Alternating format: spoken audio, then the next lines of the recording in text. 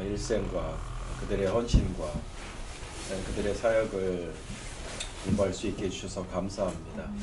오늘 저희들이 배우는 것이 깊은 도전이 되게 하시고 하나님을 향한 경외함에 더욱 이룰 수 있도록 시간을 주장하사 친히 가르쳐 주시옵소서. 예수님의 이름으로 기도합니다. 아멘.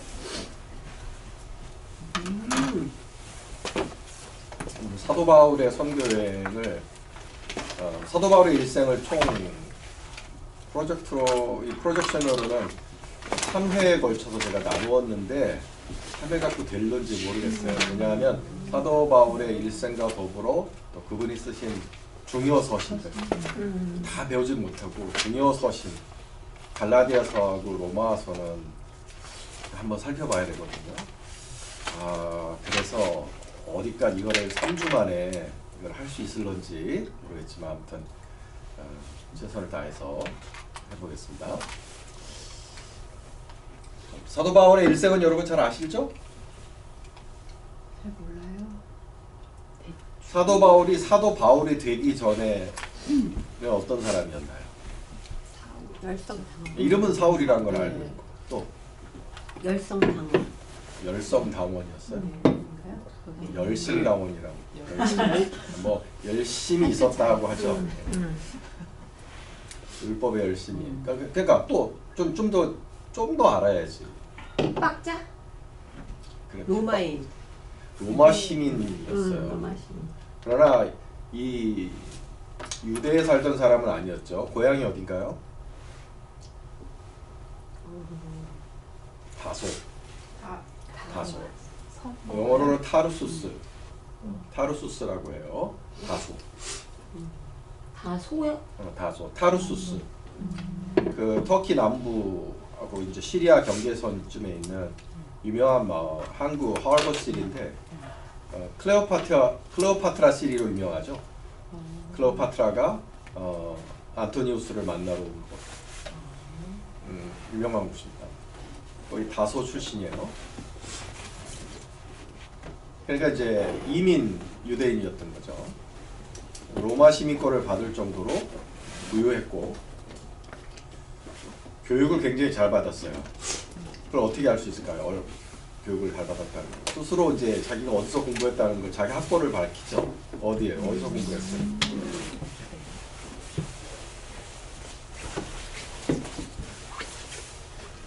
내가 가말리엘 밑에서 배웠다 이렇게 얘기를 하잖아요.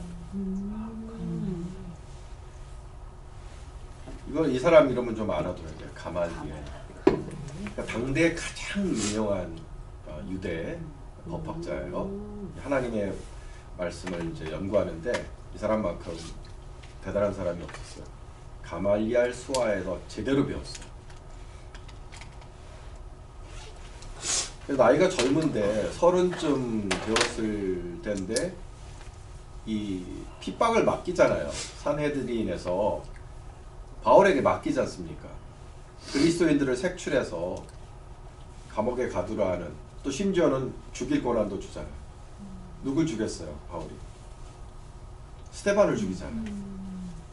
스데반을 그 돌을 치라고 명한 사람 아닙니까? 그 옆에서 증인이 되어서.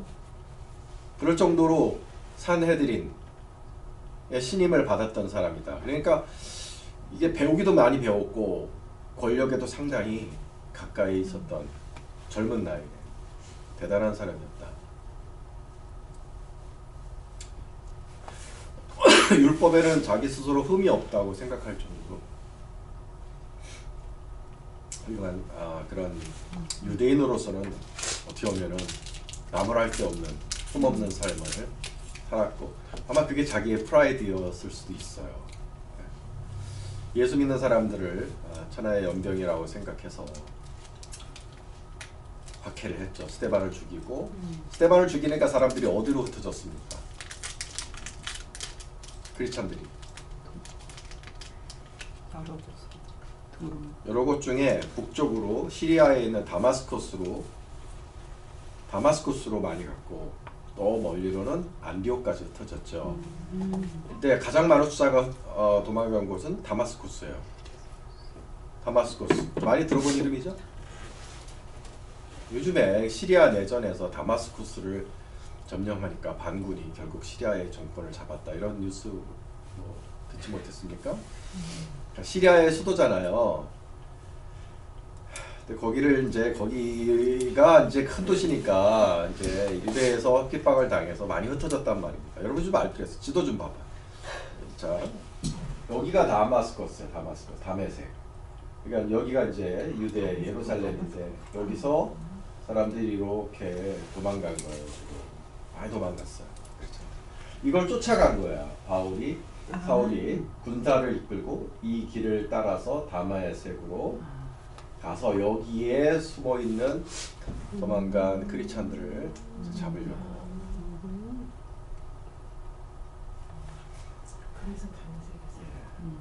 그래서 다메섹으로 다메섹 도상. 실제로 이게 실제 사진이에요. 다메섹 도상 실제로 사진이에요. 다메섹 근처에 있는 그 광야 사진입니다. 그래서 다메섹으로 바울이 가다가 그래서 거기서 만나는 거예요. 여기서 예수님을 만나잖아요. 이런 광야였어요. 실제로 광야예요. 저번 주도 얘기했었어요. 자, 다메섹 도상에서 다시 한번 읽을까요? 사울이 길을 가다가 다메섹에 가까이 이르더니 호련히 하늘로부터 빛이 그를 둘러 비추는지라 땅에 엎드러져 들음에 소리가 있어 이르시되 사울아 사울아 내가 어찌하여 나를 박해하느냐 하시거늘. 예, 다메섹에 가까이 이르는데 호련히 하늘로부터 빛이 나타난 거예요. 그리고 소리가 들렸다. 근데 다른 성경 부분에 다른 사람들은 천둥 소리, 그 말소리를 구분을 못했다고 했지만 사울은 그 목소리를 분명히 구분을 해서 들었어요. 여기서 말씀하신 분이 누구십니까? 예수님이십니다. 어찌하여 네가 나를 박해하냐. 교회를 박해했지만 주님은 자기 자신을 박해한 것이라고. 교회가 그리스도의 몸이다. 우리가 고통당할 때 주님께서도 고통을 받으시는 것이다. 신비한 일체를 볼 수가 있습니다. 사도 그러니까 바울이 여기서 이제 눈이 멀어버리죠. 이 빛에 쪼여갖고 눈이 멀어버려요. 며칠 동안 장님으로 있었죠? 예, 3일 동안 장님으로 있다가 결국 누구가 와서 그 안수를 해주니까 눈이 열렸습니다. 선지자님. 응? 선지자? 이름? 요한? 아니야. 그건 아니야. 나 아니야? 아나니아. 아니야. 그 다메섹에 피신한 사람들 중에 아나니아라는 사람에게 이제 안수를 받죠. 자, 질문이 그가 이제 눈먼 상태로 3일 동안 있었습니다. 아나니아 오기까지. 그가 무슨 생각을 했을까요? 30살이 되기까지 정말 부자였고 많이 배웠고 권력자였고 가장 의로웠고 흠이 없이 살았다고 제가 생각했는데 3일 동안 뭘 생각했을까? 헛되도다.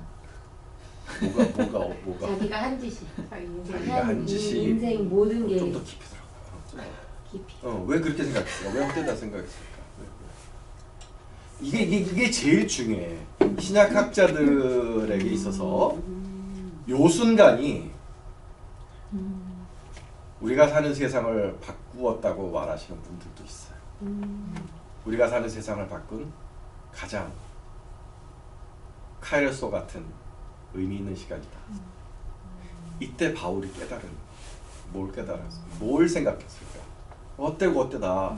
그래, 그 생각할 수 있어.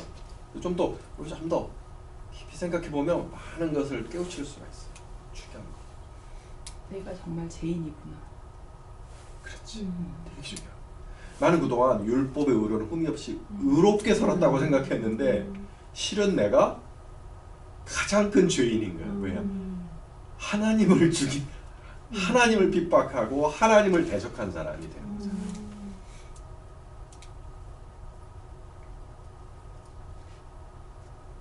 죄 중에 죄는 하나님을 대적하는 죄잖아. 그래 자기의 죄 내가 의인이 아니라 죄인이구나. 또 뭘 깨달았을까?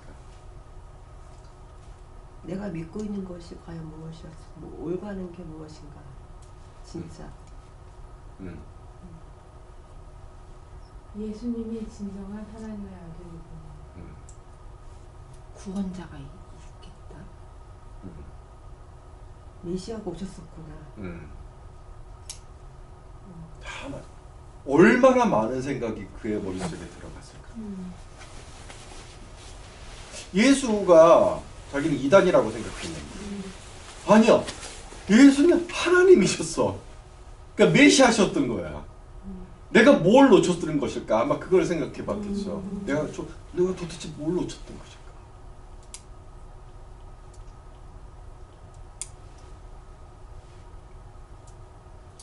이사야서 53장을 생각하지 않았을까 생각하는 거야.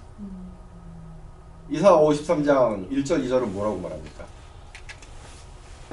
여호와의 팔이 누구에게 나타나느냐?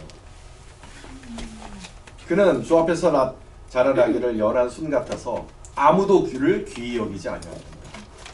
아마 나는 그걸 생각했을 것 같아. 그러니까 여호와의 팔이 나타났는데 멋지고 위대하게 나타나신 게 아니라 연한 순같이 보잘것없이 그렇게 나타났는데 우리도 그를 귀히 여기지 않아요. 그럼 마치 얼굴을 가리고 보지 않는 자, 마치 문둥병자도 같아서 우리가 그를 기피할. 아마 그 말씀이 떠올랐을 것 같아요. 그 이사야가 말씀하신 그 종이 예수님이셨고, 아마 가장 큰 깨달음은 그거였을 것 같아요. 나는 의롭게 살아왔다고 생각했는데 실은 죄인 중에 죄인이구나. 율법의 의로, 율법으로 내가 가진 율법의 의로 하나님 앞에 설 수 없다는 것을 아마 깊이 깨닫지 않았을까. 아무튼 이 3일 동안 어마어마한 많은 생각이 들었을 것이고, 우리 주님께서 바울을 보세요. 그 다음에 어디로? 아나니아를 통해서 안수에서 눈을 띄우시고 난 다음에 어디로 데려가셨을까? 다소로 갔던 건 없어요. 아니요, 다소로 가기 전에 어디서 3년을 있었습니다. 왜냐? 그가 다메섹에서 눈을 뜨자마자 전도하려고 하니까. 고향 아니구나. 고향. 자, 한번 읽어보세요. 사도행전하고 갈라디아서 말씀을 같이 한번 한 목소리 한번 읽어봅시다. 시작. 그의 제자들이 밤에 사울을 강주리에 담아 성벽에서 달아내리니라. 또 나보다 먼저 사도된 자들을 만나려고 예루살렘으로 가지 아니하고 아라비아로 갔다가 다시 다메섹으로 돌아가노라. 네. 어디로 갔다고요? 아라비아. 예루살렘으로 가지도 않고 사도들을 만나러 예루살렘을 가지도 않고 어디로 갔어? 아라비아로 갔다 그랬잖아. 생뚱맞죠? 아라비아에 뭐가 있는데 왜 주님께서 저를 아라비아로 들고 가셨어요? 아라비아에 뭐가 있어요? 사막. 모세가 하나님을 만났던 곳. 신의 산? 엘리야가 어느 동굴로 갔다 그랬어요? 엘리야가 피해 들어간 그 동굴. 엘리야의 동굴. 저 처음 듣는 얘기예요 지금. 알아요. 엘리야의 동굴. 모세가 하나님을 만났던 곳. 이게 같은 데예요.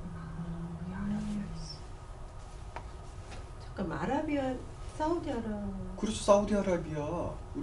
우리 이제 작년에 너무너무 많이 배웠잖아, 솔직히 말하면. 사우디아라비아가. 아니 모세가 출애굽을 해서 백성들을 어디로 데리고 갔어요? 사우디아라비아? 그렇지, 아라비아에 있는 시내산으로 데리고 갔다 그랬잖아요. 거기야, 시내산 옆에 쌍둥이 산이 있다 그랬죠. 무슨 산이야? 시내산 옆에 있는 산. 모세가 하나님을 만난 곳, 그 떨기나무, 불타는 떨기나무 본 곳. 무슨 산? 호렙산? 그렇지, 호렙산. 호렙산. 잠깐만. 사우디아라비아가 시리아 밑 어디죠? 사우디아라비아가? 네, 죄송합니다. 이렇게 따로 알아면 사우디아라비아 어딘지 그래.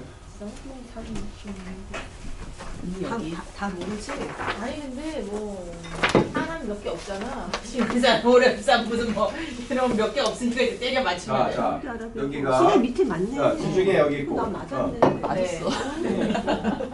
자, 여기가 이제 이집트가 있겠죠. 네. 이집트. 여기가 이제 예루살렘.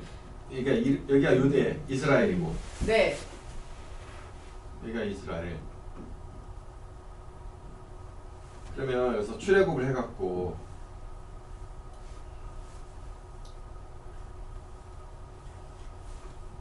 우리 전에 여기서 배웠잖아요. 그쵸, 여기가 그쵸, 쉬바. 네, 이제 여기가 맞아요. 쉬바가 있어서 여기에 이디오피아가 있고,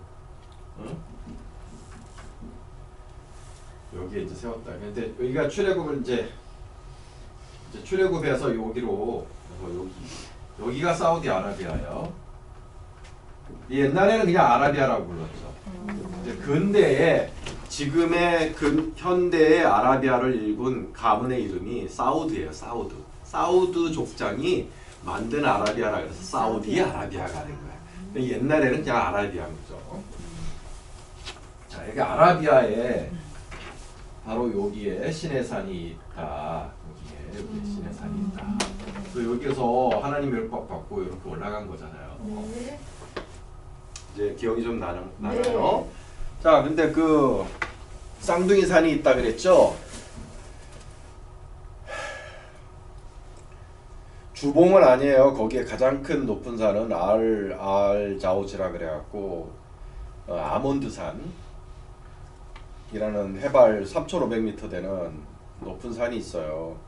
지금 거기를 이 사우디의 그 빈살만 이 사람이 지금 공원을 만들고 있죠. 스키장을 만들고 있죠. 지금. 그래서 사실 이 역사적인 유적이 스키장이 되어버리고 있어요 지금. anyway, 그 옆에 쌍둥이 산이 있어요. 하나는 호렙산, 하나는 시내산. 저 호렙산은 우리 모세가 하나님을 만난 곳이에요. 타오르는 떨기나무. 그 다음에 엘리야가 피해 들어간 동굴이. 자, 그 동굴이 있어요. 거기 가보면 그 산 옆에 동굴이 있단 말이에요. 저기에 있었어요. 엘리야가 있었던 동굴. 근데 3년 동안 저기에 있었던 바울이 기록이 여기 있어요. 가서 이 광야에서 오직 주님의 음성만 들으며 3년 동안 주님으로부터 계시를 받은 거야. 우리가 전에 받은 이 복음이 믿음으로 오직 믿음으로 의롭게 된다는 이 복음이 그냥 깨달아진 게 아니에요. 사도 바울이라는 한 사람의 인생이 깨지면서 내가 율법을 사랑하며 내가 평생 율법만 추구하며 살아왔지만 한순간에 와장창창 깨트리신 거예요. 그러면 내가 하나님 앞에 설 수 있는 길이 무엇인가? 그 예수님이 깨우쳐 주신 거예요. 네가 나를 믿는 믿음으로 의로워진 것이다. 이 동굴 안에서 예수님이 가르쳐 주신 거예요. 아라비아 3년 동안 광야에서 아무도 없는 곳에서 주님의 음성만 들으면서 이 동굴 안에서 보면 이런 뷰가 있다고 그러죠. 그 지역은 또 이렇게 생겼어요. 자, 그래서 왜 우리가 이거를 이 아라비아에서 바울이 3년 동안 있었던 걸 아는 것이 왜 중요하냐면 이거 한번 읽어보세요. 같이 한번 읽읍시다. 시작. 형제들아 내가 너희에게 알게 하노니 내가 전한 복음은 사람의 뜻을 따라 된 것이 아니니라. 이는 내가 사람에게서 받은 것도 아니요 배운 것도 아니요 오직 예수 그리스도의 계시로 말미암은 것이라. 미안해요. 내 머리통이 가리고 있어서 이렇게 여러분의 머리가 꽃처럼 이렇게. 자, 중요한 건 이제 아는 거죠. 바울이 깨달은 복음, 오늘 우리에게 전하는 복음, 이신칭의 복음은요, 심지어는 사도로부터 받은 게 아니에요. 사도들이 먼저 깨달은 것도 아니야. 사도들은 알지도 못했어. 믿음으로, 오직 믿음으로 구원을 얻는다는 이 진리는 사울이 예수님께로부터 직접 받은 거야. 그래서 예루살렘에 올라가지 않고 그가 주님을 만나자마자 예루살렘에 가지 않고 주님이 저를 아라비아로 보내셔서 3년 동안 주님이 친히 계시를 주시고 친히 가르치신 거예요. 그래서 3년 뒤에 저가 드디어 예루살렘에 올라갑니다. 바울이 이제. 자 보세요. 그 후 3년 만에 내가 게바가 누구예요?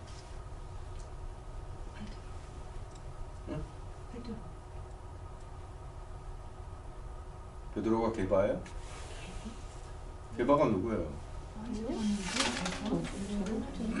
되게 많이 들어. 개바, 바하시, 개바, 그 집사. 누구의 제자 아니에요? 집사님? 다 나와. 여러분이 참 아는 게 없다 느끼죠? 성경 공부를 하면 진짜 아는 게 없어. 그래서 너무 좋아요. 너무 많이 배워서. 제바.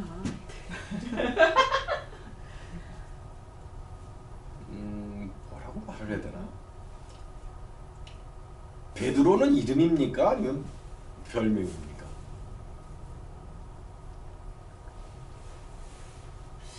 시몬 베드로. 자, 우리가 여러분 이 율곡 뭐 이런 분 아세요 혹시? 이율곡. 네. 선생. 율곡 선생. 네. 자, 이분의 성은 이씨고 이름은 율곡입니까? 아니요. 안 되고 있어? 아니 안 나와. 그러면 이율곡 선생의 이름은 뭐예요? 이멋이. 율곡 2. 이름은 좀 아는 분이야. 이고. 뭔가 좀 아는 분이야. 뭔가 좀 알아. 아, 이러면 본명은 이인가 보다. 아니야, 그것도 아니야. 여기까지만 알아도 그냥 고등교육은 받은 분이다 이렇게 생각되는데 실제로 보면 아니야. 율곡은 호고 이라는 말은 요거 귀자를 쓰는데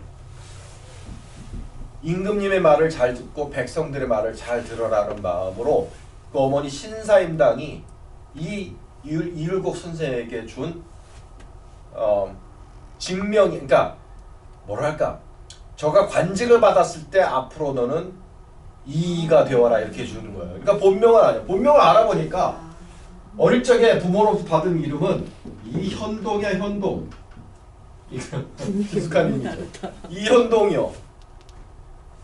이현동이 이가 되고 그 친구들은 저를 율곡이라고 불러서 이율곡이 되고 이렇게 한 사람이 여러 이름을 부르잖아요. 자, 그러면 우리가 예수님의 수제자, 우리가 시몬 베드로라고 알고 있는 그 베드로의 이름은 뭡니까? 저가 부모로부터 받은 이름은 뭐예요?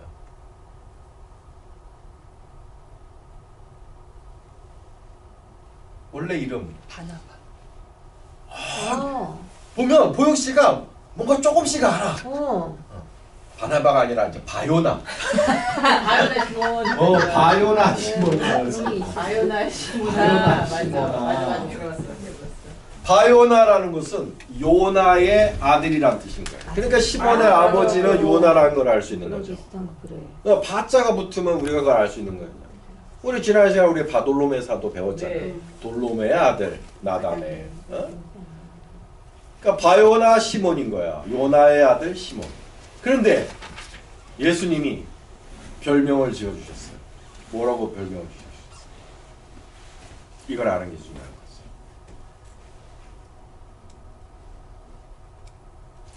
그의 성격을 말하는 것일 수도 있고 맞아. 성급 그 급하다 급하고. 아니야, 급한 거 말고 이렇게 욱한. 우리 그런 말 하잖아. 돌직구.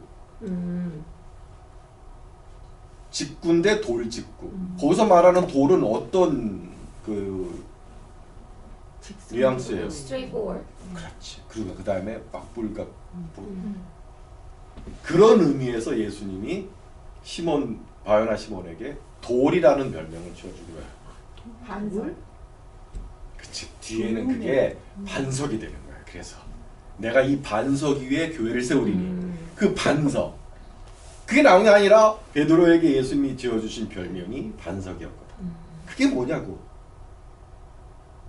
돌리다. 어? 그게 개바야. 아, 내 맞잖아 그러면. 언니는 그게 중요했어, 그치? 나는 지금 계속 맞아. 개발을 얘기하고 싶었는데 말을 못 하고 있었지. 그거 알고. 근데 그래서 그게 개바 별명이 예수님이 주어준 건데 개바인데 중요한 건 이 개바가 어느 나라 랭귀지냐 이거예요. 어느 나라 랭귀지냐. 거기까지 알아야 이게 탁 풀리는 거야. 예수님이 어느 나라 랭귀지를 쓰신 분이에요? 복음서에 예수님이 쓰신 말 아람어라 그래. 아람어. 맞아. 아람. 한국 사람 이름에도 아람이라는 이름이 많아. 아람어가 복음서에 몇 개 나와요. 여러분 얘기해봐. 이게 복음서 보면은 이게 어느 나라 말이 싶은 말들 나오잖아. 복음서 제목 중에 예를 들어서 십자가 위에서 예수님 엘리 라마 사박다니. 아. 뭐지? 그런 거 다 아람어야. 그 또 있잖아 뭐 소녀 김어건 소녀 이렇게 딱 뭐, 귀를 열어주면서 뭐, 달리 아, 닦고 뭐 이런 거. 그게 다 알아먹은 거야. 또. 뭐 사람들 많이 쓰는 말들 있죠. 뭐 말 하나 다 뭐. 그게 성경에 그렇게 우리가 외국어처럼 나오는 것들이 아람어란 말이야. 그러니까 개바도 아람어야. 근데 그 아람어를 나중에 그 당시의 세계의 공용어가 뭐라 그랬어요? 헬라어. 그렇지. 헬라어로 바꾸니까 바위 돌덩이라는 개바를 헬라어로 바꾸니까 뭐가 되는 거야? 페트라가 되는 거야. 페트라. 이것이 베드로가 되고 피터가 되는 거죠. 아시겠죠? 그래서 예수님이 지어주신 별명이 개바, 락인데 이거 헬라어로 바꾸면 페트라가 되는 거예요. 그리고 영어로 피터가 되는 거죠. 하지만 그의 본명, 부모님이 주신 이름은 바요나 시몬이다. 자, 다시 올라와서 저가 3년 만에 내가 개바를 방문하려고 예루살렘에 올라가서 3년 동안 우리 주님께로부터 받은 이 계시가 너무 놀랍고 깊은 거예요.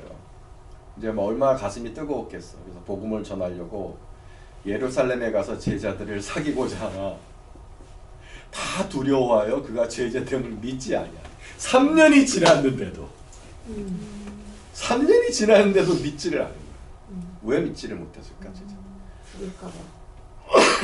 지은 죄가 너무 많은 거야. 너무 많은 사람들을 죽이고 핍박하던.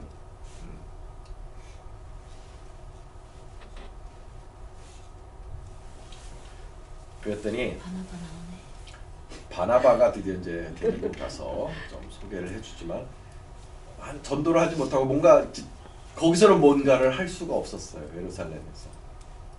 그래서 어디로 갑니까? 드디어 자기 고향으로 갑니다. 고향 다소로 가서 6년 동안 그 고향에서 뭘 했을까는 잘 안 나와 있어요. 솔직히. 자, 다소의 위치가 어디냐? 안디옥 옆에 있죠. 상당히 큰 하버시티였어요. 여기가 보면 보세요.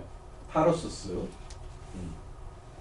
이게 그 당시에 클레오파트라 때 세워진 클레오파트라 게이트라 그래요. 이게. 지금도 저 타르수스에 가보면 이런 게 남아 있어요. 왜 여기 클레오파트라 게이트가 있냐? 클레오파트라가 안토니우스를 만나러 온 곳. 안토니우스와 살던 곳. 이거를 그래서 시게이트 또는 뭐 바울의 문이라고 부르기도 하는데 나중에 클레오파트라 게이트죠. 아무튼 저기도 한번 가보고 싶네요. 자, 저가 다소에 있는 동안에 세계사 쪽으로 교회 쪽으로 특별한 일이 일어납니다. 안디옥이라는 곳에서, 자 여기 안디옥 위치 여기 알죠? 여기 안디옥이에요.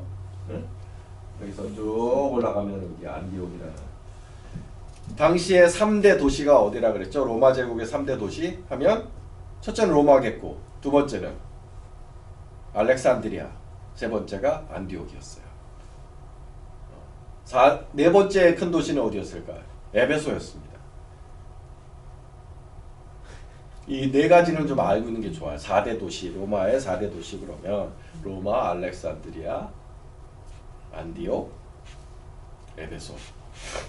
나중에 저가 이제 기독교가 공인의 곳곳에 이제 교구들이 형성이 되면서 가장 영향력 있는 교구 그러면 로마, 알렉산드리아, 안디옥 이 세 군데가 맨날 싸웁니다.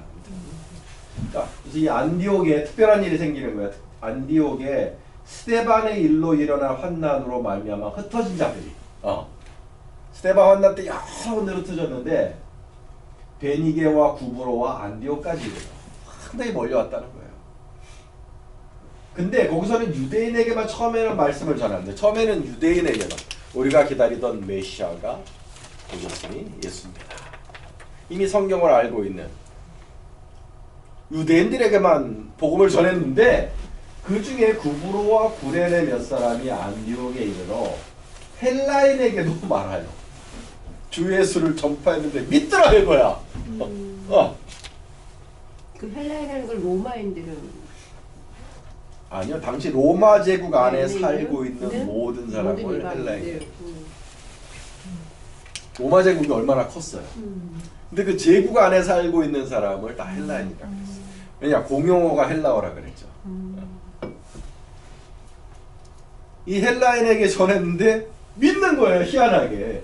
주의 손이 그들과 함께 하시며 아마 복음을 전하였는데 그런 게 예를 들어서 병이 든 헬라인에게 복음을 전했는데 하나님이 예수라는 그리스도를 보내주셨는데 믿으면 구원받고 나을 수가 있습니다. 실제로 저가 예수의 이름으로 손을 얹고 기도를 하니까 예수의 이름으로 병이 낫고 귀신이 낫고 하는 기적들이 일어났던 모양이죠.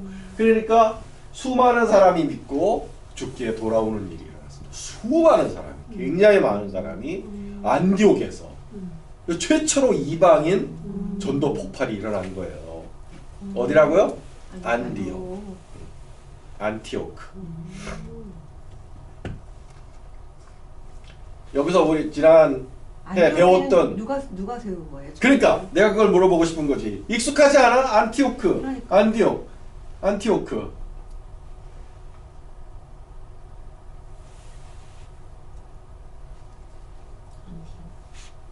누가 세웠다고 했는데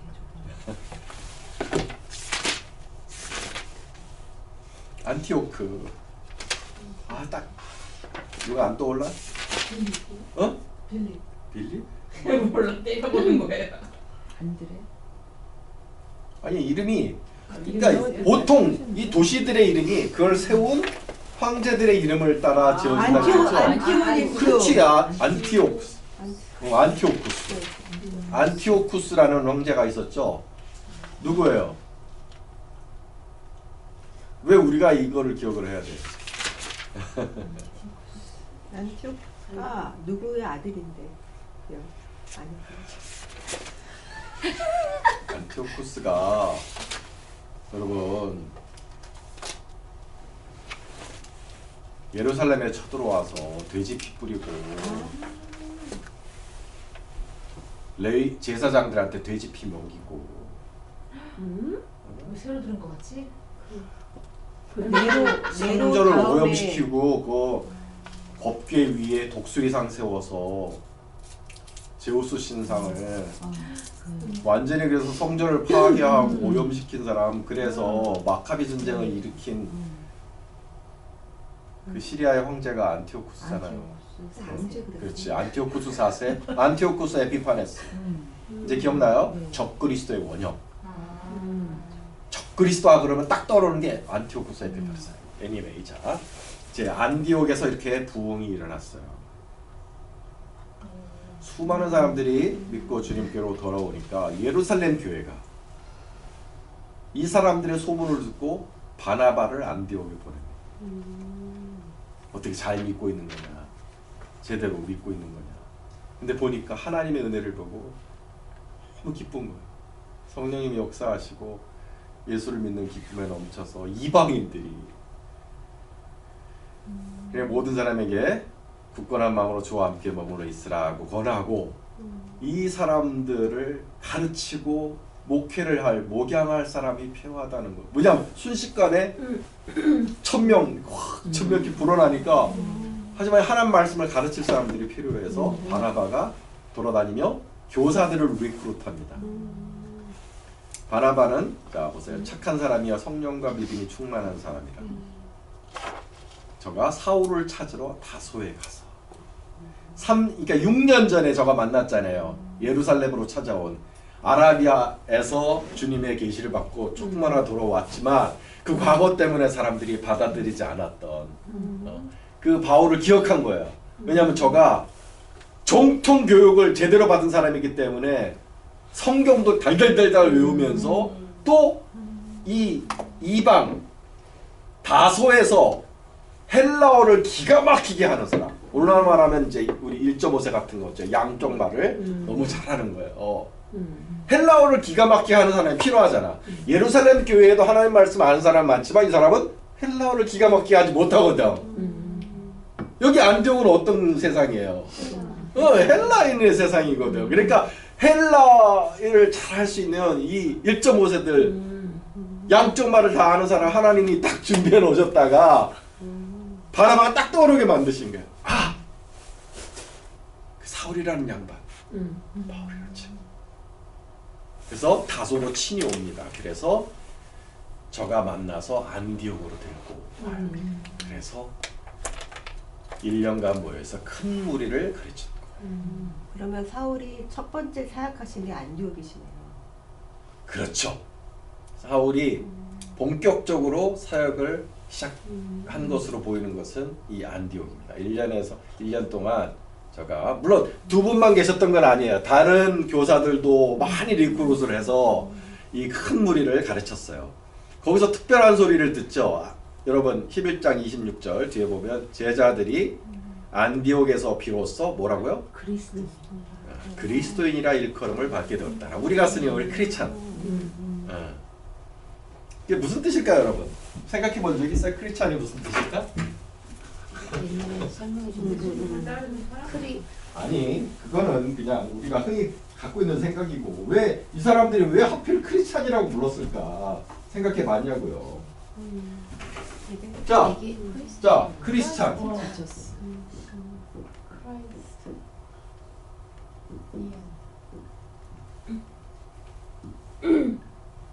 예수님 따르는 자인가? 크리스티아누스 뭐 이렇게 불렀겠죠. 크리스찬 이런 영어식 발음이고 당시에는 크리스티아누스 이렇게 불렀겠죠.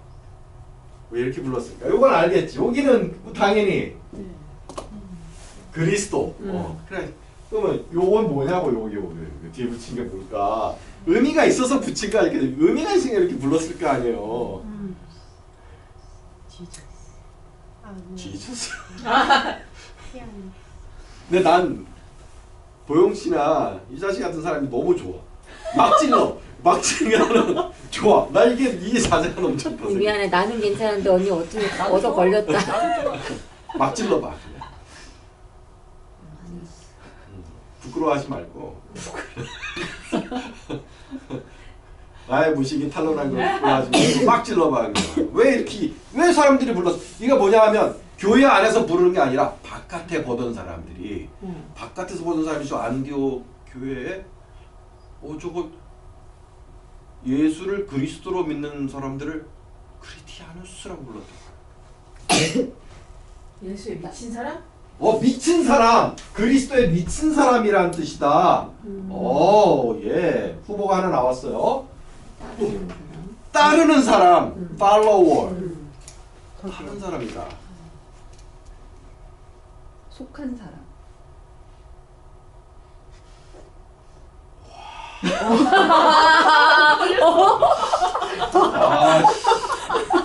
너무 빨리 나온 거야. 깜짝 놀랐어. 와, 깊이 들어가야 되는데. 정확히 80%가 맞았어요. 기가 막힌 헌치였어요.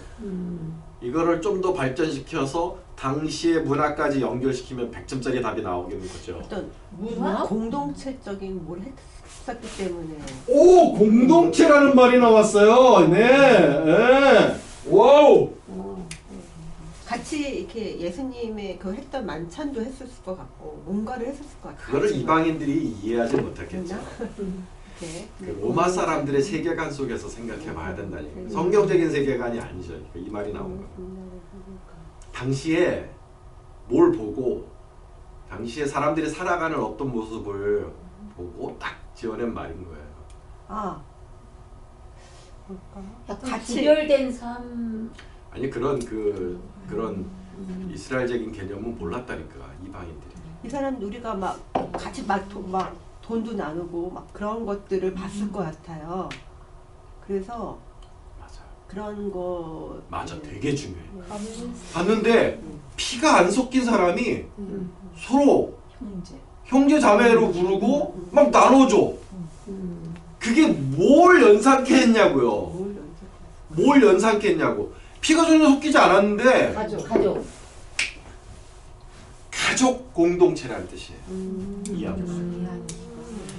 이 앞에다가 크라이스트라는 사람에게 속해서 한 가족이 된 사람, 그 안에서 같이 먹고 마시며 모든 것을 나누며 한 가족이 된 공동체를 이아누스라고 불렀어. 그래서 크리스티아누스, 그리스도의 가족 공동체처럼 저 사람들이 저렇게 사네. 그게 그 주변 사람들에게 조금 놀라운 모습으로 보였던 거예요. 왜냐하면 피도 안 섞였지, 여자가 차별을 받지도 않지, 노예가 같이, 노예도 한 가족이라고. 되게 놀라웠던 거예요. 이게 로마 사람들에게 굉장히 충격이었던 거예요. 신분이 없어지고 차별이 없어지고 그 안에서 물질을 나누고 한 가족처럼 살아가는 그 모습이 그리스도인이다. 그게 그리스도인이라는 말의 원뜻이에요. 우리가 이 말을 요즘은 그냥 저 사람이 종교를 기독교를 갖고 있으면 크리스찬이구나. 전혀 다르죠. 의미가. 굉장히 다르게 만들어진 말이에요. 사실 이 원래 의미를 우리가 회복할 필요가 있어. 한국말로 표현하면 뭐가 될까? 한 집 식구? 그리스도의 한 집 식구라고 말할 수 있을까요? 자, 크리스찬이라는 말의 원뜻은 그렇습니다. 우리도 근데 여러분 안에 이렇게 보면 여러분 내가 볼 때는 여러분이 피가 안 섞였지만 서로 자매가 되어서 서로 사랑하고 나누고 여러분 사이에서는 그런 게 좀 많이 없는 것 같아요. 내가 봐도 그래. 뭐 좀 지식의 차이도 있고 여러분이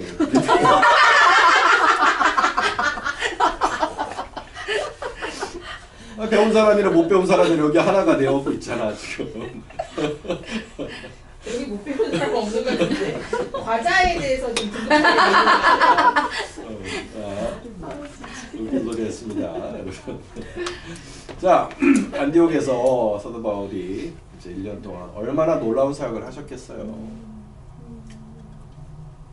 1년 뒤에 성령님이 말씀을 하십니다. 우리 선지자들 통해서 말씀을 하십니다.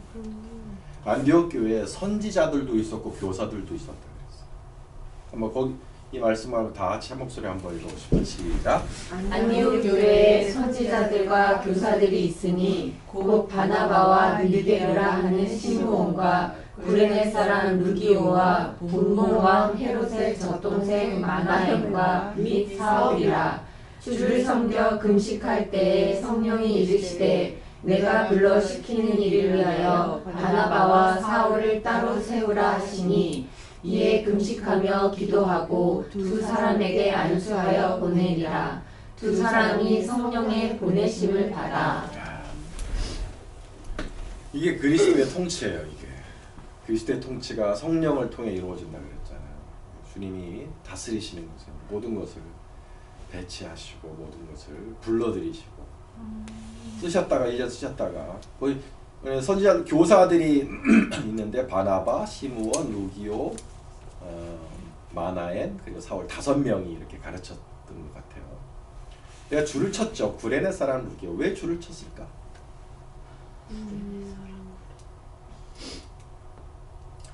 배웠는데 작년에 우리 예수님 십자가 얘기하면서 구레네 배웠는데 사람.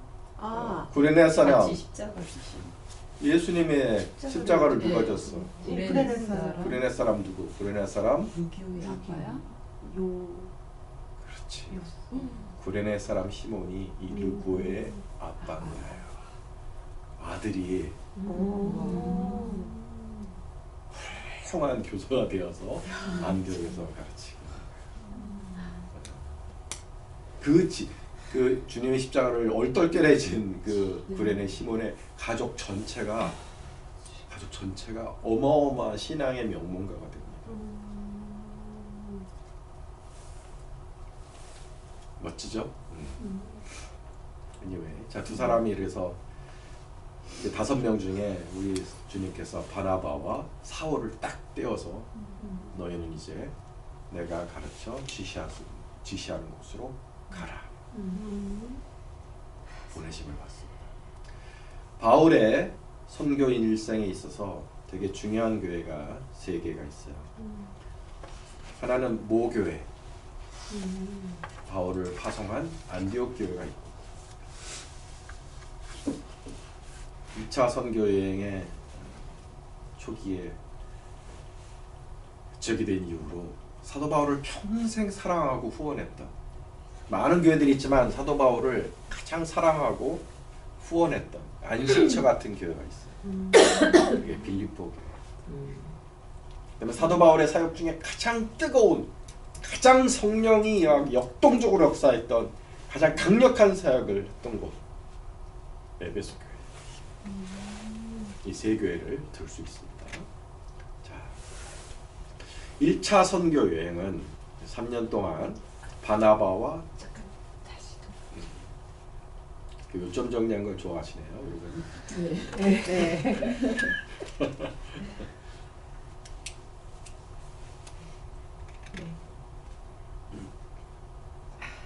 자, 1차 선교 여행을 한번 봅시다. 1차 선교 여행은 이 지도를 통해 보듯이 이 지금의 이제 터키 지역에 여기를 이제 여기를 아시아라 그러고 여기를 아시아라 그래요. 여기를 다 이제 아시아라 통칭해서 아시아라고 하지만 여기를 특별히 아시아라고 그러고 여기를 갈라디아라고 부릅니다. 여기는 갑바도키아.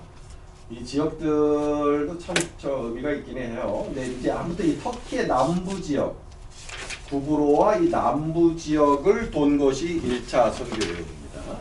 바나바와 마가와 요한과 동행을 하죠. 우리가 이제 지난주에 얘기했었죠. 1차 선교 여행을 마가랑 같이 다녔는데 마가가 누구였다고? 누구의 조카였다고? 바나바의 조카였다 그랬죠. 돈 많은. 돈 많은. 그 말은 뭐예요? 바나바도 엄청난 부자였다. 그걸 볼 수 있죠? 바나바 얘기가 그 사도행전에 나오는데 성령 받은 이후에 레위인 요셉, 바나바도 별명이잖아요, 그쵸? 처음 들었어요? 바자가 붙었으니까 짐작해 볼 수 있겠죠. 바나바는 이름이 아니라 뭐예요? 누구의 아들? 누구의 아들이라는 거예요? 나바의 아들. 보영 씨가 용감해. 저렇게 딱 던지는 게. 근데 살짝씩만 맞는 거야. 저거는 사람의 이름이 아니라 별명, 위로의 아들. 나바, 위로. 바, 아들, 위로의 아들. 위로의 아들인 거야. 별명인 거야. 위로의 아들. 아버지 이름은 뭔지 몰라요. 하지만 위로의 아들이라는 별명을 사람들만 항상 격려하고 위로하고 힘을 주는 그런 사람이었거든요. 그런 은사가 있었던 분. 근데 저가 가진 땅을, 구브로에 가진 땅을 다 팔아서 하나님 앞에 바칩니다. 큰 땅을 앓고 있었던 거 봐서는 저도 역시 큰 부자였던 것 같아요. 이 집안이 부자인 거예요. 그러니까 바나바, 마가. 구브로가 어디? 구브로가 어디냐? 키프로스라는 여기를 구브로라고 합니다. 섬이에요. 네, 섬이죠. 큰 섬이죠. 어마어마하게 큰 섬이죠. 지중해의 큰 섬 키프로스. 지중해. 지금도 휴양지로 얼마나 유명하겠어요 여기. 구브로. 여기가 바나바의 고향이에요. 그래서 1차 선교 여행은 이 구브로부터 시작을 합니다. 자, 이렇게 구브로로 갔다가 이렇게 내륙 지역의 비시디아 안디오까지 그래서 이고니온과 루스드라 더베까지 이렇게 한번 돌고 다시 안디옥으로 들어갑니다. 이것이 1차 선교 여행이에요. 1차 예? 예, 바보라는 것도 있어요. 바보스. 진짜네. 진짜 바보. 그냥 파포스라 그러죠. 파포스. 근데 이제 한글 성경에서 이제 바보라고 하는데. 자, anyway. 여기서 유명한 이 중에 1차 선교 여행 중에 여러분 기억나는 거는 전혀 없겠죠. 여러분이 알 수가 없겠죠. 알 리가 없고. 혹시 모르지 또 1차 선교 여행 때 특별한 일 하나만이라도 얘기할 수 있으면 내가 정말 대단하다 생각하겠어. 얘가 사실 목사님들도 몰라. 1차 선교 여행 중에 딱 유명한 사건이 뭐가 있을까? 근데 들으면 그치. 배 배 사건 아니에요? 그건 아니에요. 배가 파손했어요? 그거 아니에요? 그거는 모든 선교 여행이 다 끝나고 난다. 뭐가 있지 그럼? 모를 거야. 아파서 아파서. 저기 이름들 보면 알 수도 있어. 루스드라. 루스드라. 뭐가 있었어? 루디아? 비시디아 안디오. 뭐라고? 루디아?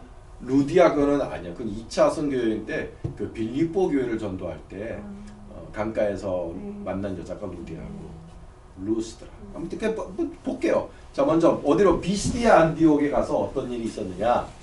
자, 여기 성경을 보면 거기 한번 쭉 읽어보세요. 38절, 39절 시작.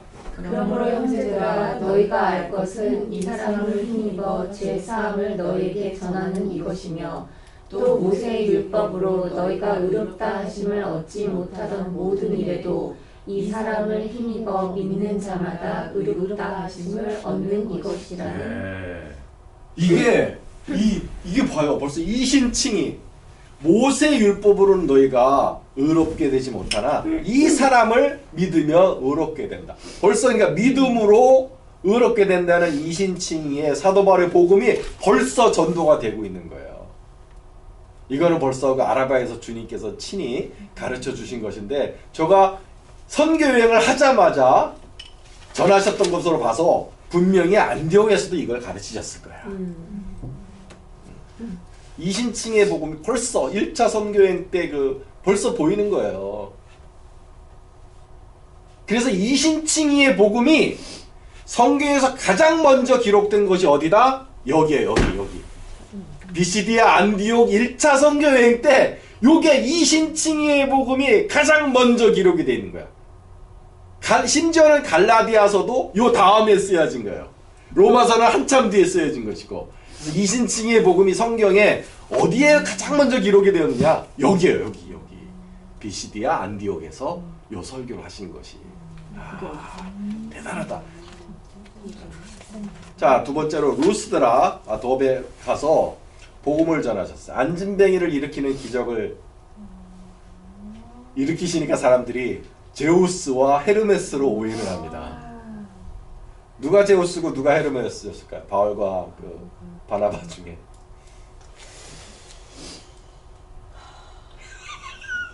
제우스가 먼저 나왔으니까 바나바? 바나바도 있고 바울도 있고. 얘기해봐. 여러분의 논도를 얘기해봐. 바울. 제우스가 바울. 왜? 제우스가 약간 힘이니까. 대머리. 아니야. 난 바나바. 왜? 왜? 원래 바나나가 꼭 앞에 나오더라고. 바나바가 아니야. 바나바와 사울. 그건 좀 1차적. 제우스와 헤르메스. 왜? 제우스 신 부르는 거 아니에요? 헤르메스는 신이 아니에요? 모르겠어요. 제우스만. 헤르메스는 여러분이 좋아하는 그 에르메스 가방 네. 브랜드입니다. 근데 이 두 신이 뭐 하는 사람인지 여러분은 알아요? 뭐 하는 양반들인지? 제우스 하늘에서 살수 있고 헤르신. 헤르메스는 땅에 이렇게. 그건 아틀라스. 제우스는 해양? 그래. 그리고 헤르메스는 바람인가? 바람? 달. 찝어. 왜냐면 달의 신도 내가 있어. 1년에 한 5번은 공부했을 거야. 비? 그 신에게서 인간에게 최초로 불을 전달해 준 사람이 헤르메스. 아, 그래요? 그랬대요. 그러니까 인간을 계몽시키는 사람, 불을 가져다 주어서 깨우쳐 주는 사람. 헤르메스가요? 라이트 베어러, 아, 일루미나티, 어. 자유의 여신상, 토치 베어러. 어. 자유의 여신상 토치 베어러라고 했잖아. 이게 헤르메스야. 인간의 기억할 수 있을 것 같아. 그 락카펠러 뉴욕에 가면 락카펠러 앞에 그 빌딩 안에 들어가 보면은 헤르메스 조각 있잖아요. 토치 딱 들고 이렇게 있는 거. 자, 어쨌든 여기서 디모데를 만나서 전도를. 그래서 결론이 뭐예요? 나도 몰라.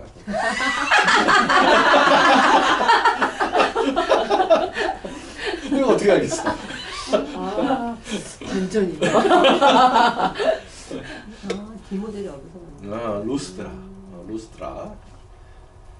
이제 선교회를 다 마치고 돌아오셨어요. 근데 이때 우리가 지난 시간에 배웠죠. 뭐가 터져요? 율법주의자들이 터져 나오기 시작해요. 율법주의단이 이제 터져요. 요 시기에 복음이 안디옥에서 이게 전에는 기독교가 어디 있었어요? 유대 땅 예루살렘 중심으로만 있다가 스데반의 핍박을 통해서 다마스크로 번지고 안디옥까지 번졌는데 거기서 폭발이 일어난 거잖아요. 이방인들에게 막 수천 수만 명이 예수님께로 돌아오니까 이상한 사람들이 유대로부터 내려와. 유대로부터 내려오는 거야. 너희가 모세 법대로 할례를 받지 않으면 능히 구원을 받지 못하리라.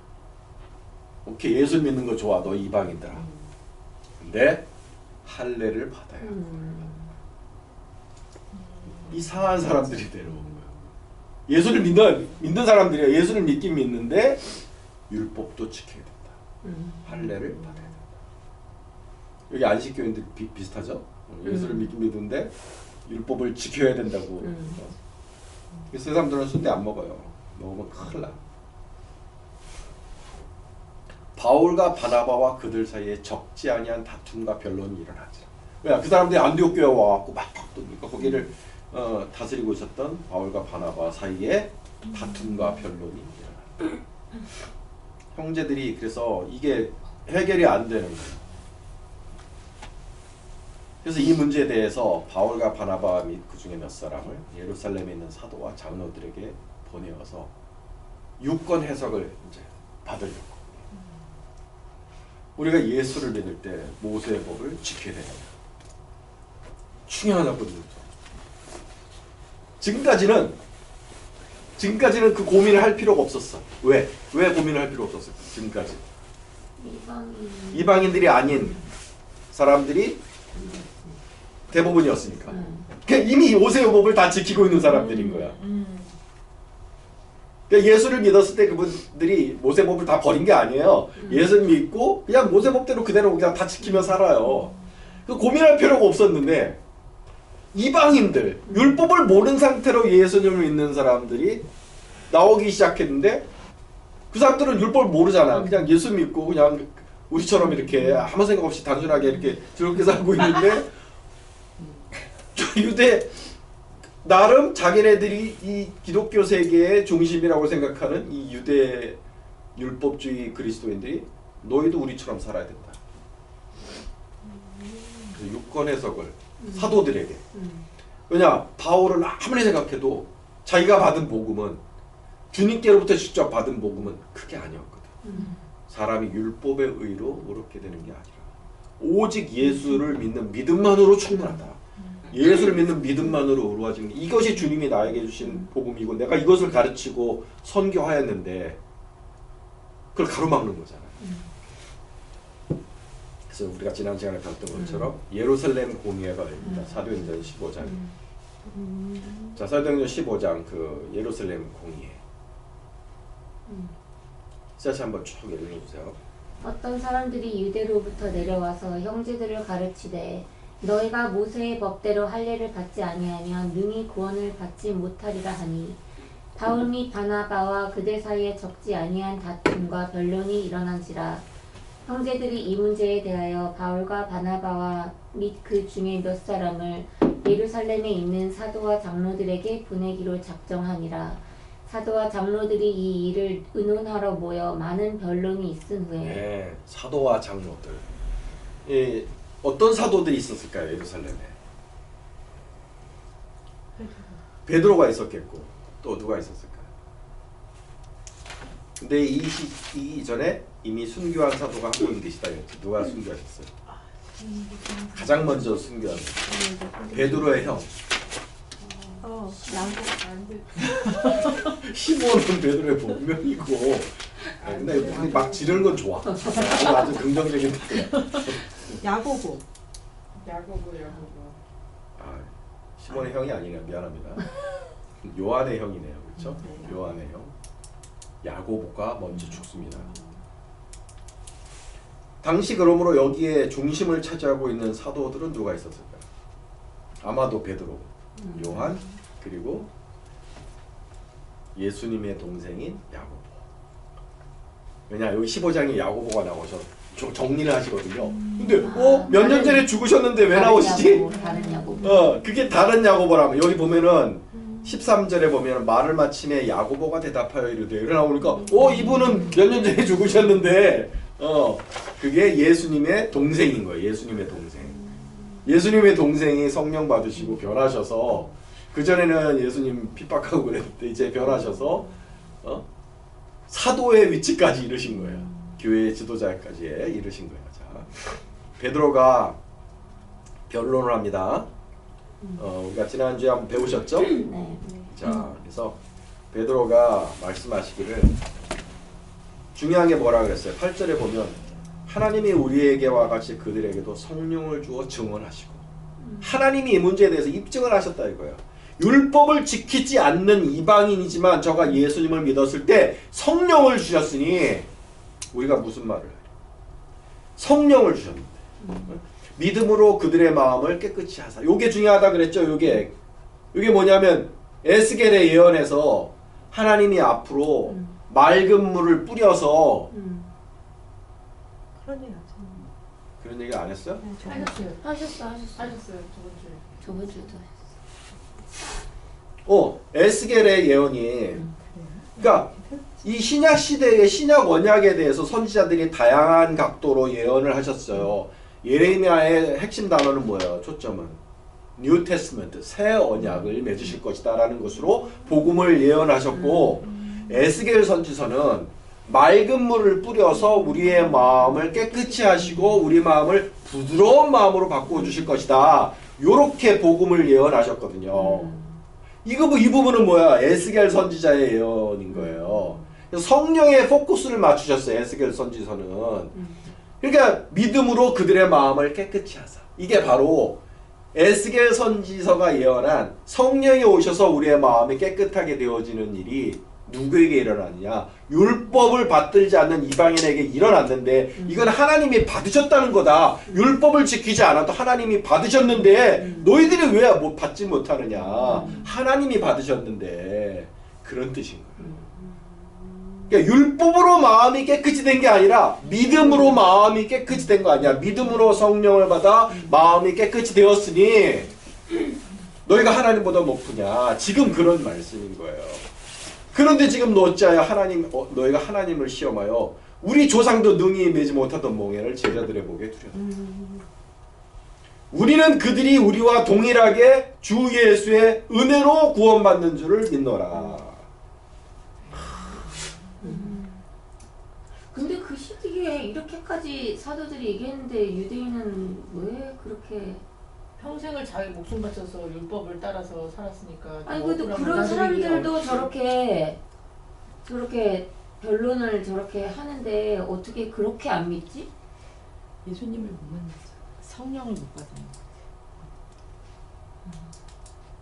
우리 부모님을 봐. 그렇게 얘기하니까 이해가 돼. 그 믿음적으로 말하는 게 아니라 그 꼰대 그렇지. 아무리 말해줘도 내가 듣지 않는 거 비슷한 거구나. 이 베드로가 사실 10년 전에 고넬료를 구원했잖아요. 그렇죠. 그게 40년이었어요. 지금 50년이잖아요. 10년 동안도 사실은 이 원칙을 확립을 못했던 거예요. 이미 최초의 이방인이 고넬료가 저가 믿음만으로, 물론 근데 고넬료는 율법을 지키는 사람이었어요. 할례는 안 받았지만 율법을 지키며 사는 사람이 조금 다르긴 한데, 어쨌든 최초의 이방인이 구원받은 뒤로 10년이 지나도록 사실 교회는 이거를 준비하지 못했어요. 근데 이제 이런 그 안티테제, 이 율법주의자들이 일어서니까 이 문제를 정리할 수밖에 없게 되고, 이로써 이 예루살렘 공의회가 정리를 해버리고 이방인 선교의 모든 장애물들을 다 걷어버린 거예요. 거치는 돌들을 다 이제 뽑아낸 거지. 자, 야고보 사도가 종지부를 딱 찍습니다. 예수님 동생이에요. 야고보는. 선지자들의 말씀이 이와 일치하도다. 15절에 성경의 예를 딱 드려요. 다윗의 무너진 장막을 지어서 일으킬 때 17절을 보면 그 남은 사람들과 내 이름으로 일컬음을 받는 모든 이방인들로 주를 찾게 하려 함이라. 이사야 선지자의 예언을 딱 들면서 하나님이 주님의 장막을 일으키실 때 이방인들로 주를 찾게 하신다고 하지 않았느냐. 그러니까 이방인 중에서 하나님께 돌아오는 자들을 힘들게 하지 말아라. 괴롭게 하지 말아라. 딱 필수적인 것만 요구하자. 우상에 더러운 것과 음행과 목매어 죽인 것과 순대를 멀리하라. 이렇게 편지한 것이고. 근데 계속 나와. 자, 이게 결론을 딱 지었어. 아주 할 수 있는 것들. 우리는 그마저도 안 했어. 갑자기 순대를 먹었어.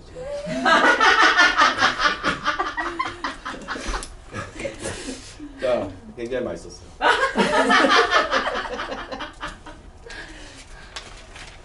자, 그래서 이 세계 이방인 선교에 심각했던 장애물을 제거를 합니다. 그러면 그때 그 아까 이제 우리 희자 씨가 말한 거하고 연결해서 유대인 전도를 했었잖아요. 베드로는 계속, 사도는. 하지만 그 퍼센테이지를 봤을 때 이런 이방인들의 선교를 더 많이 하셨었나요? 아니면 누가요? 그 베드로가? 이제 베드로뿐만 아니라 모든 사도들이 모든 그 이제 초대교회 때 이렇게 흩어지시면서 애니웨이 유대인 때문에 예수님이 돌아가신 거잖아요.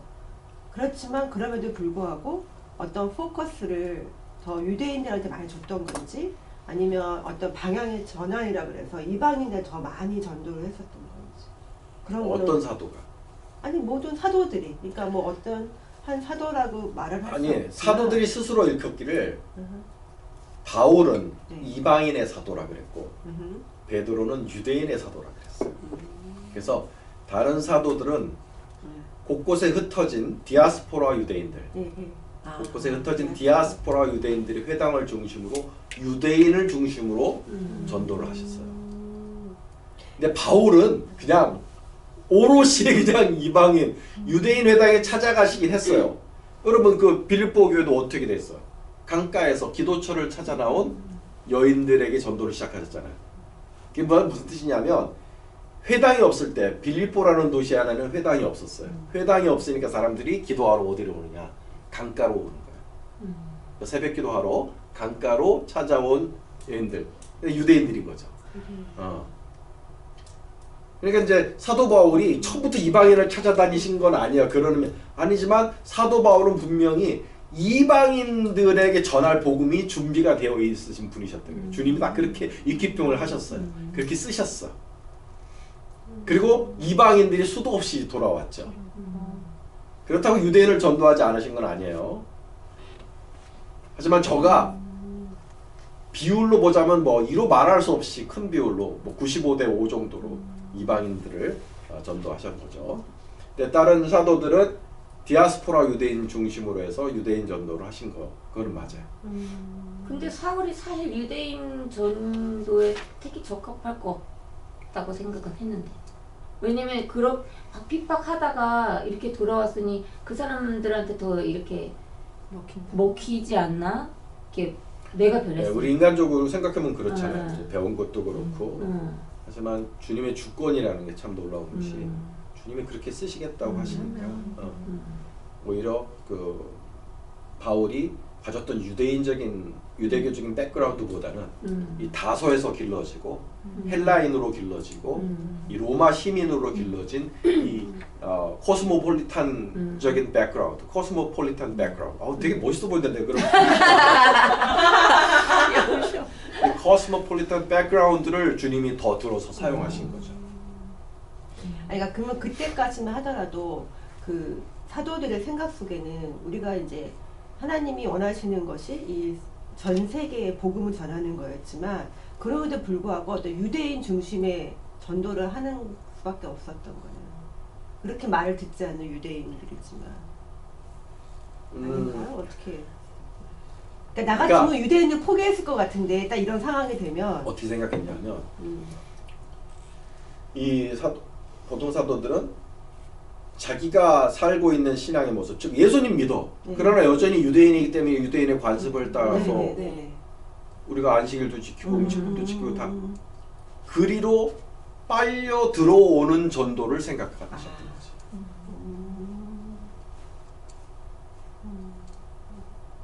하지만 바울은 끌어들이는 전도가 아니라 그 살고 있는 그 자체에서 어떤 유대교적인 유대교적인 관습을 요구하지 않고 믿음만 요구하시고 전하는 메시지가 달라진 거예요. 그러니까 사도 바울의 메시지는 이방인들, 우리들 코스모폴리탄을 전도할 수 있는 준비가 되셨던 거죠. 그러니까 나머지 사도들은 곳곳에서 그렇게 유대인을 전도하시면서 그리로 이방인들을 초대하신 건 맞아. 그런데 그 멍해를 감당하면서 들어오는 사람의 숫자가 너무 적었다는 거죠.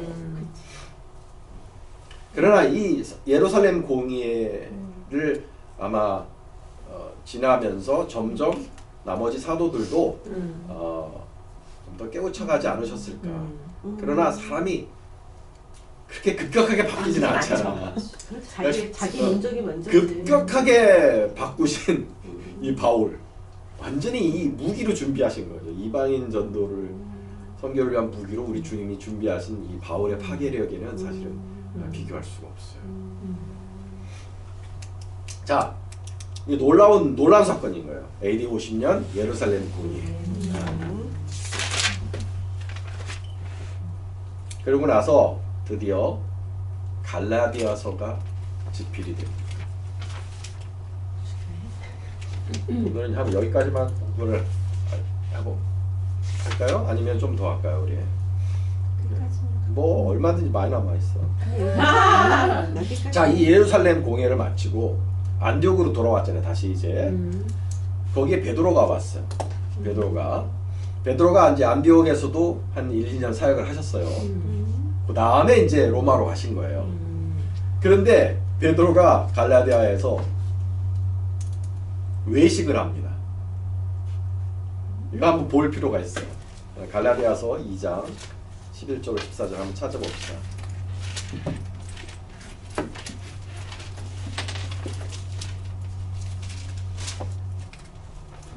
아니, 외식을 했다 그래갖고 뭐 이렇게 우리 구이구이 같은 데서도 외식했다는 그런 게 아니고 뭔 소린지 알겠죠, 여러분? 네, 알죠. 뭐예요? 알죠 한 사람인데. 좀 해이해졌다 이거지. 아니야. 아니에요? 지르는 건 좋아. 너무 좋아. 마음이 해이해진 거 아니, 아니에요? 그러니까 아니야. 보이기를 이렇게 하는. 자, 읽어봅시다. 자, 다른 음식을 먹었다고. 아니 안 먹어야 되는 거? 주요. 2장 11절부터. 갈라디아서. 그래서 11장이요? 아니. 아 2장 2장 11절 14절. 읽어보세요. 고영 씨가. 게바가 안티옥에 이르렀을 때에 책망받을 일이 있기로 내가 그를 대면하여 책망하였노라. 야고보에게서 온 어떤 이들이 이르기 전에 게바가 이방인과 함께 먹다가 그들이 오매 그가 할례 자들을 두려워하여 떠나 물러가매 남은 유대인들도 그와 같이 외식함으로 바나바도 그들의 외식에 유혹되었느니라. 그러므로 나는 그들이 복음의 진리를 따라 바르게 행하지 아니함을 보고 모든 자 앞에서 게바에게 이르되 내가 유대인으로서 이방인을 따르고 유대인답게 살지 아니하면서 어찌하여 억지로 이방인을 유대인답게 살게 하려느냐 하였노라. 네, 무슨 사건이 일어났던 거예요? 밥 먹는 것부터 시작하면 맞아. 그러니까 우리 유란 사모님 말이 전혀 틀린 건 아니야. 밥 먹는 것부터 시작해서 누구랑 밥을 먹은 거야? 누가? 베드로가. 할례 베드로가 누구랑 밥을 먹고 있었어? 이방인. 이방인들과 밥을 먹고 있었어. 안디옥에, 그러니까 안디옥에 이방인 그리스도인들과 밥을 먹고 있었던 거예요. 근데 어떤 소식을 들었어? 누가 온다고? 할례자들이 온다는 얘기를 들은 거예요. 할례자들이 누굴 말해? 아까 말한 거 율법주의자들을 말하는 거예요. 율법자들의 별칭이 할례자들이었어요. 근데 베드로가 두려워하여 떠났어요. 뭘 두려워한 거야? 자기야 뭐라고? 율법 안 지킨다고. 너는 왜 그 사람들하고 합작하냐? 합장 뭐야? 왜 이방인들과 밥을 먹냐? 이방인들과 밥을 먹으면 왜 안 될까? 아무튼 안 되는 거야. 유대인들은 이방인들과 같이 밥을 먹으면 안 돼요. 밥을 먹는다는 것은 나는 너와 신고하겠다. 친구하겠다. 특별한 의미가 있어서 이방인들과 밥을 먹으면 안 돼. 그걸 그래서 이제 정죄받을까봐 두려워 떠나는데 바울이 베드로를 혼내는 거죠. 왜 떠나느냐? 네가 방금 전에 우리가 예루살렘 공의회에서 이방인들도 우리 주님이 받으시고 믿음으로 우리와 하나가 되게 하시고 같은 은혜로 구원을 받는 한 형제임을 고백하였는데 네가 이렇게 하면 너는 복음의 진리를 따라 사는 게 아니다. 복음의 진리라는 표현을 썼죠. 14절에 보면 그들이 복음의 진리를 따라 행하지 아니하는 것을 보고 그걸 보고 사도 바울이 갈라디아서를 써야 되겠다 결심을 하신 거예요. 복음의 진리를 요약한 성경을 써야 되겠다. 사도 바울이 쓰신 서신이 모두 몇 개입니까, 여러분? 상당히 많죠. 상당히 많죠. 근데 사도 바울이 쓰신 모든 서신들 중에서 그 교회의 문제, 프랙티컬한 문제에 대한 해답을 주시는 서신 말고 복음이 무엇인지를 설명하기 위해 쓰여진 서신은 뭐와 뭐가 있을까요? 갈라디아서와 로마서. 갈라디아서를 먼저 쓰셨고 뒤에 갈라디아서를 extended version of Galatians, 갈라디아서를 확장해서 쓰신 게 로마서예요. 그래서 보면 갈라디아서의 구조하고 로마서의 구조가 상당히 흡사해요. 내용도 상당히 똑같아요. 다만 확장하셨어. 그동안 이제 사상의 깊이도 넓어주시고 한 10년 뒤에 쓰시니까. 갈라디아서는 그러니까 바로 지금 이 사건, 율법주의자들이 복음의 진리를 어지럽히고 심지어는 베드로 사도도 헷갈리고 바나바도 거기에 막 헷갈리고 그런 사이에 바로잡아야 되겠다. 복음의 진리를 바로잡아. 덕분에 우리는 복음이 무엇인지, 사도 바울이 전하는 복음이 무엇인지 그 서머리를 볼 수 있는 혜택을 우리가 보는 거예요. 그래서 갈라디아서 우리가 공부를 해야 돼요. 솔직히 이것이 굉장히 중요한 책이 되는 거예요. 아니야, 갈라디아서 좀 봐야지. 그래서 갈라디아서는 참으로 중요한 책인데 율법주의에 대항을 해서 참된 복음, 이신칭의 복음이 무엇인지를 변증하기 위해 쓰신 특별한 책이다.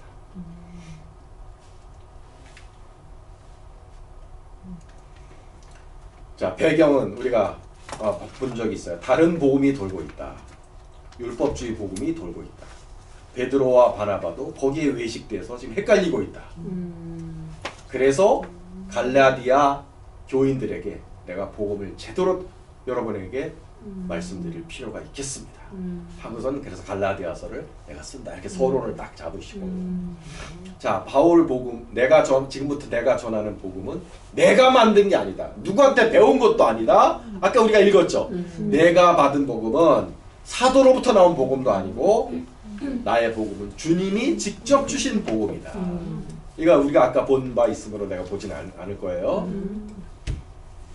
자 그리고 나서 본격적으로 시작하는 거예요. 바울이 복음의 핵심은 이신칭이다. 15절 16절 우리 저 프로젝션 보시고 현정 집사님 한번 읽어보세요. 우리는 본래 유대인이요 이방 죄인이 아니로되 사람이 의롭게 되는 것은 율법의 행위로 말미암이 아니요 오직 예수 그리스도를 믿음으로 말미암는 줄 알므로 우리도 그리스도 예수를 믿나니 이는 우리가 율법의 행위로서가 아니고 그리스도를 믿음으로써 의롭다함을 얻으려 함이라. 율법의 행위로서는 의롭다함을 얻을 육체가 없느니라. 네, 이게 핵심 구절인 거예요. 요걸 딱 갈라디아서의 요약 구절로 딱 선포를 딱 하십니다. 아까 비시디아 안디옥 에서 전도하신 내용하고 상당히 흡사하죠. 그러니까 기록으로서는 비시디아 안디옥이 이제 시간상으로 몇 년 앞선 거예요. 그런데 갈라디아서는 아주 정리된 서신이 되겠습니다. 그래서 그러면 율법은 뭐냐? 우리는 율법에 대해서 죽었다. 우리가 십자가에서 주님과 함께 십자가에 못 박힌다니. 여러분 가장 아시는 게 갈라디 2장 20절 말씀. 내가 그리스도와 함께 십자가 못 박혔나니 그런즉 이제는 내가 사는 것이 아니요 내 안에 그리스도께서 사신 것이다. 내가 율법에 대해서 죽었다. 이거 십자가에 달렸을 때 주님과 함께 십자가에 달려 죽었는데 율법과 나는 이제 상관이 없다. 나는 율법에 대해서 죽었다. 그리스도를 믿는 사람은 율법에 대해서 죽은 사람이니까 율법에 매인 사람이 아니라는 뜻인 거예요. 그러면 이신칭의의 복음이 왜 맞느냐? 첫째로 성령 때문에 그렇다. 우리가 성령을 무엇으로 받느냐? 율법을 지켜서 성령을 받았냐? 아니면 믿어서 성령을 받은 거냐? 믿어서 성령 받은 거 아니냐? 그러므로 율법은 아무것도 아니다. 율법으로 구원받는 게 아니라 믿음으로 구원을 받는 것이다. 왜냐? 성령은 믿을 때만 받기 때문에.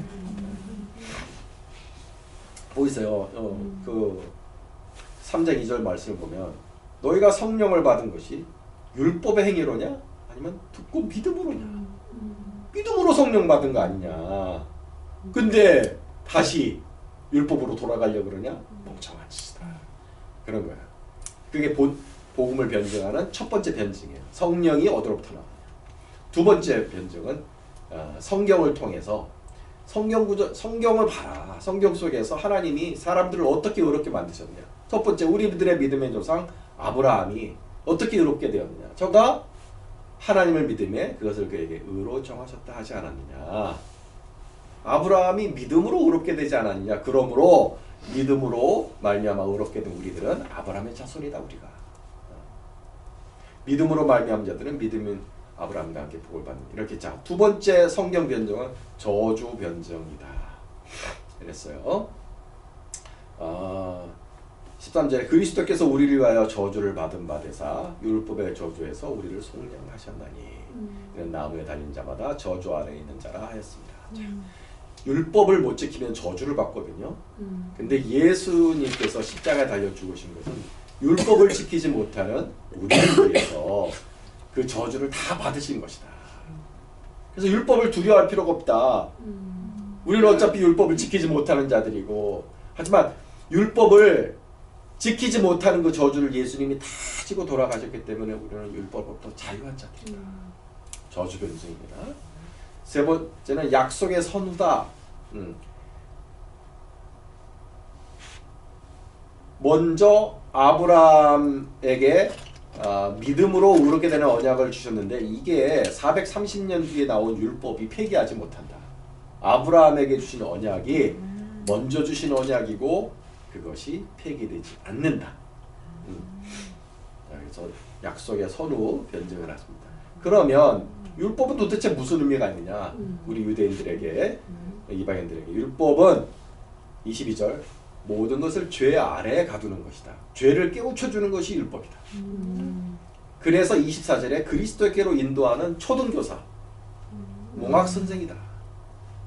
그 자체로 의미가 있는 게 아니라 율법은 진짜 참된 진리가 나오기 전까지 이렇게 알기 쉽게 희미하게 가르쳐 주시는 그런 사전교육의 의미가 있는 것이지, 진짜가 나타났으니까 이제 율법은 필요가 없다.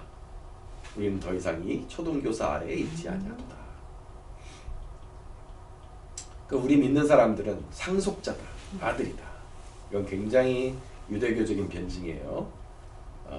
우리가 그리스도 안에서 상속자, 하나님의 아들이 되었고 상속자가 되었다. 아브라함의 자손이면 유업을 잇는다. 아들과 종은 다르다. 아브라함 언약이 이것을 증명한다. 아브라함 때 아브라함에게는 아들이 있었고 종이 있었잖아요. 아들은 이삭이고 나머지는 종이잖아요. 아브라함의 아들이 몇 명이에요? 13명. 8명이잖아요. 그쵸? 그러나 상속자는 딱 하나, 이삭밖에 없고 나머지 7은 상속자가 아니에요. 그것처럼 아들만 상속자다. 즉 상속자가 된다는 것은 하나님의 모든 천국을 이어받는다는 뜻이잖아요. 또 오직 약속의 아들만 약속의 아들만 그 천국을 상속한다. 즉 구원을 받는다. 이게 굉장히 유대교적인 개념이에요.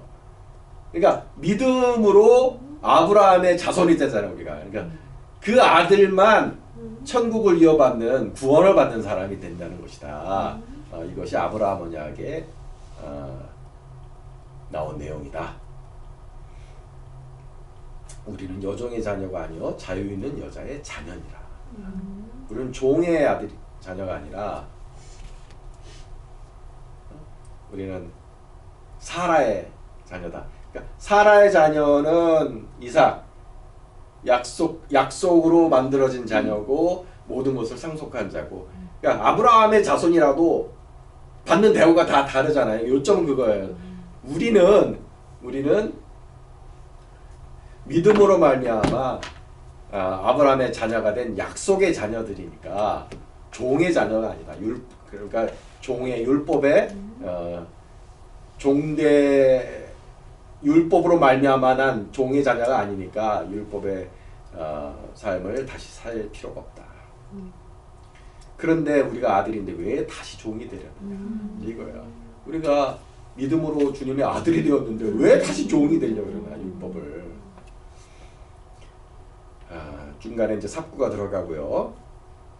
그래서 율법으로 돌아가지 말아라. 율법으로 돌아가면 그리스도에게서 멀어진다. 이것이 5장 초반부의 내용이고, 그러면 우리는 어떻게 살아야 될 것인가, 이제부터 그 얘기가 나오는 거죠. 이제 그러면 율법은 지금까지 율법의 의미, 율법은 종이고 상속도 없고 뭐 의미가 초등교사에 불과하고 다 이렇게 해서, 그러면 우리 믿는 사람들은 어떻게 살아야 될 것이냐가 요 다음부터 나오는 거죠.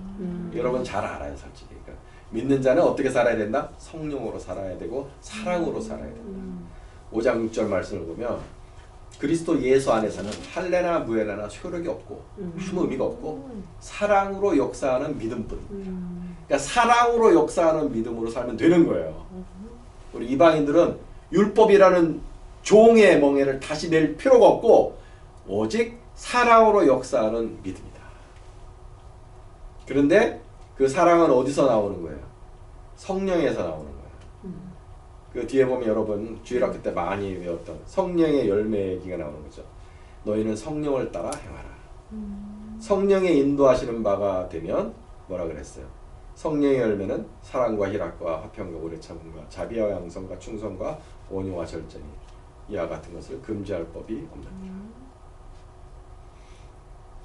성령으로 살면 성령으로 행할지니라. 이렇게 믿는 자들은 율법이 아니라 성령을 따라 사랑의 삶을 살면 되는 거예요. 그리고 마지막으로 당부를 하고 갈라디아서가 끝이 납니다. 자, 이렇게 위대한 갈라디아서 복음이 무엇인지, 그 이신칭의 복음이 어떻게 성경적으로 증명이 되고 또 믿음으로 의롭게 된 우리 신자들은 이제 어떻게 살아야 될 것인지를 딱 요약해서 정리한 이 갈라디아서가 바로 이러한 컨텍스트 안에서 집필이 되었어요. 그리고 후에 이 갈라디아서는 이제 한 12년 뒤에 로마서로 확장 증보판이 나옵니다.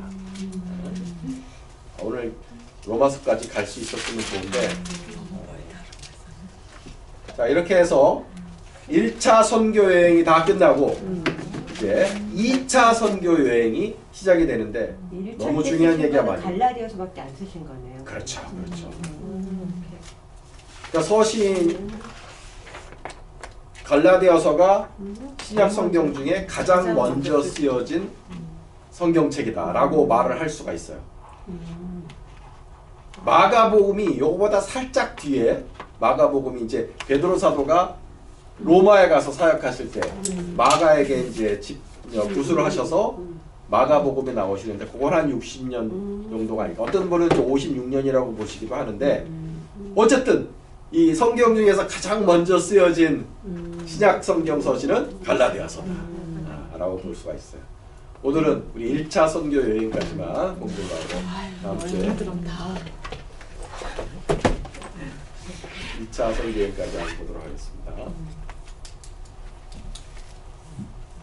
오늘은 특별히 우리 하나님께서 사도 바울이라는 한 사람을 어떻게 준비하셔서 쓰셨는가, 우리 주님의 주권적인 간섭을 통해서 이방인의 사도로 사도 바울을 준비하셔서 정말 맹렬하게 쓰시는 모습을 배웠습니다. 자, 기도하고 마치도록 할게요.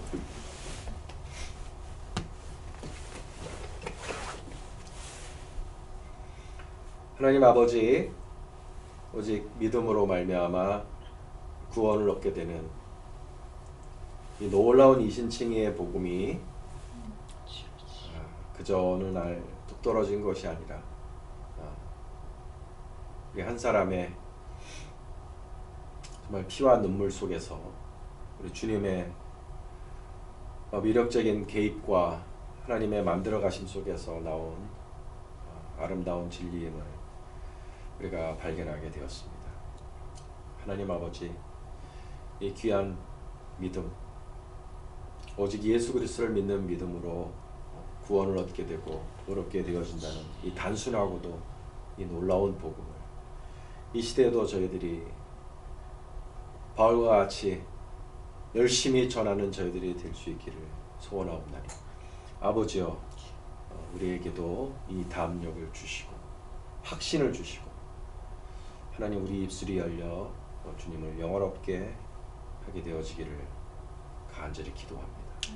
아버지여, 이곳 아틀란타 땅에 우리를 사도로 보내셨사오니 하나님 오늘도 우리 만나는 사람들 가운데 복음이 전해지게 하시고 하나님 나라가 확장되어지는 일들이 일어나게 하여 주시옵소서. 예수님의 이름으로 감사하기도 합니다. 감사합니다.